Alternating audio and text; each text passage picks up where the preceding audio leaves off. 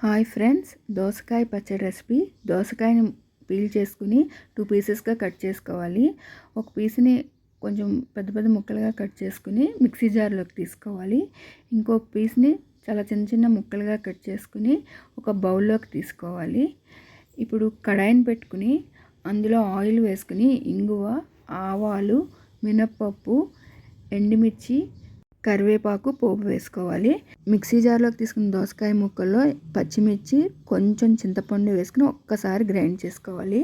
ఇప్పుడు పోపులో ఉన్న ఎండుమిర్చి, కొంచెం పసుపు, రుచికి తగ్గ ఉప్పు, కొత్తిమీర వేసుకుని ఇంకొకసారి గ్రైండ్ చేసుకోవాలి. బౌల్లోకి తీసుకున్న దోసకాయ ముక్కల్లో ఈ పచ్చడిని కలుపుకోవడమే.